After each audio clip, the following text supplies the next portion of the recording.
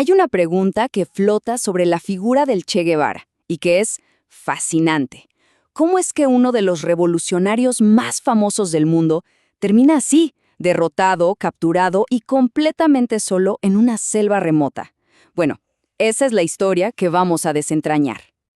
Para entenderlo, tenemos que viajar a octubre de 1967.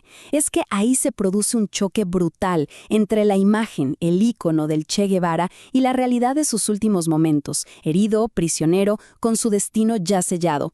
Esta es la crónica de cómo se llegó a ese punto final, a ese momento decisivo. Su misión en Bolivia fue, la verdad, un desastre, que se fue desarrollando a lo largo de 11 largos meses. Miren la cronología. Llega de incógnito en noviembre del 66. Para marzo del 67 ya tiene el primer choque con el ejército. Luego, en abril, ¡pum!, capturan a unos aliados clave y se revela su presencia. Para septiembre, su guerrilla estaba totalmente diezmada. Quedaban apenas 20 combatientes. El final, como se ve, era inminente. Pero, a ver, para comprender de verdad su final, tenemos que hacer lo que hacen las buenas historias, volver al principio. Su viaje no empezó en la selva, para nada. Empezó en un hogar de clase media, en Argentina. Nació en 1928. Se llamaba Ernesto Guevara y era un estudiante de medicina que tenía dos cosas que lo definían: un asma crónica que lo persiguió toda su vida y una curiosidad insaciable. Lo interesante es que su enfermedad, lejos de ser un límite, parece que le forjó una voluntad de hierro, una obsesión por superar cualquier obstáculo.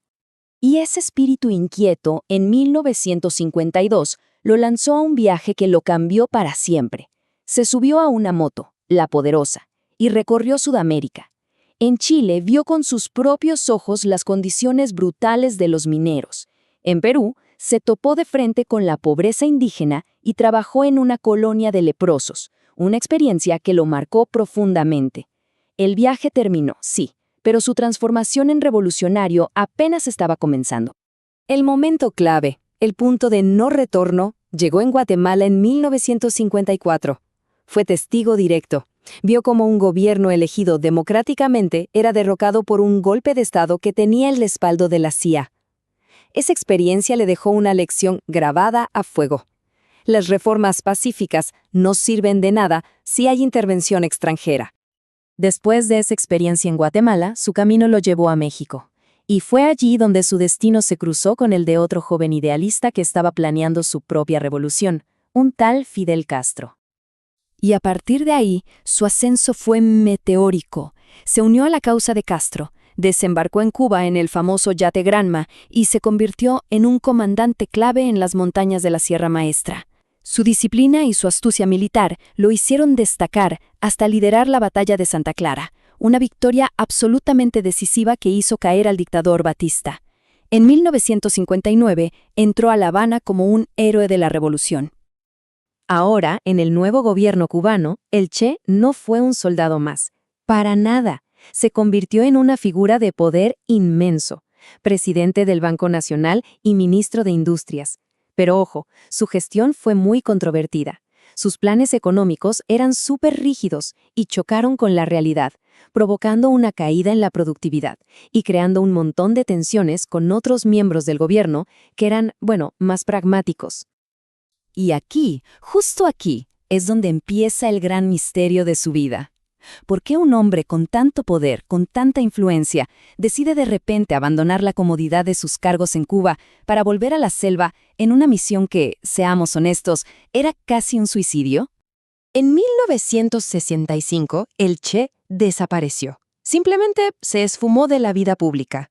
Detrás de todo esto había varias cosas, una misión que había salido muy mal en el Congo y sobre todo unas diferencias ideológicas profundísimas con la Unión Soviética.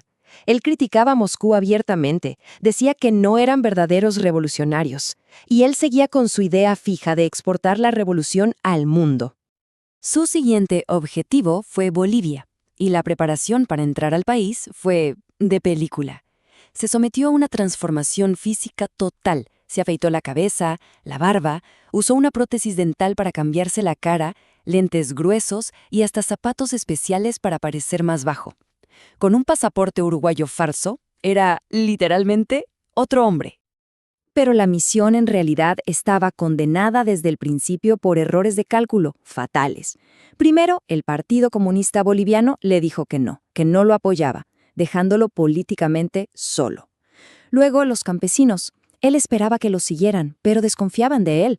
Claro, a diferencia de Cuba, en Bolivia muchos ya eran dueños de sus tierras y no querían saber nada con otro conflicto.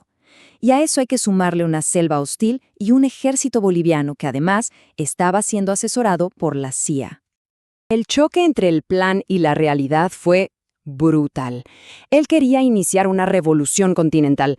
La realidad fue un aislamiento total. Quería un ejército de campesinos. Encontró desconfianza. Intentó usar el manual de Cuba, pero las condiciones en Bolivia eran completamente distintas. Pensó que enfrentaría un ejército débil y terminó siendo cazado por una fuerza entrenada por Estados Unidos. Y así llegamos al 8 de octubre de 1967. El cerco se cerró. Su pequeño grupo, ya exhausto y delatado por campesinos de la zona, fue emboscado en la quebrada del Yuro. Herido en una pierna, con su arma inutilizada, el Che fue capturado. Su carrera como revolucionario en el campo de batalla había terminado. Y es aquí donde la historia da un giro muy oscuro y muy paradójico. Porque la muerte del hombre fue, increíblemente, el nacimiento de una leyenda global. Al día siguiente, el 9 de octubre, en la escuelita del pueblo de La Higuera, se dio la orden de ejecutarlo. Los testigos dicen que el Che miró fijamente a su verdugo, el sargento Mario Terán, y le dijo sus famosas últimas palabras: «Dispara, cobarde, solo vas a matar a un hombre». Lo que pasó después es casi tan impactante como la ejecución misma. Su cuerpo fue llevado a Valle Grande y exhibido públicamente en la lavandería de un hospital. Lo mostraron como si fuera un trofeo, para que el mundo viera que estaba muerto. Y en un acto ya totalmente macabro, le amputaron las manos para poder confirmar su identidad con las huellas dactilares. Y con esto empezó otro misterio. ¿Dónde estaba su cuerpo? Lo enterraron en una fosa común, en secreto, para evitar que su tumba se convirtiera en un santuario. Por 30 años, nadie supo dónde estaba. Fue un secreto de Estado. Hasta que en 1997 sus restos fueron encontrados, identificados y finalmente repatriados a Cuba, donde hoy descansan en Santa Clara. El intento de borrarlo, de hacerlo desaparecer, tuvo exactamente el efecto contrario.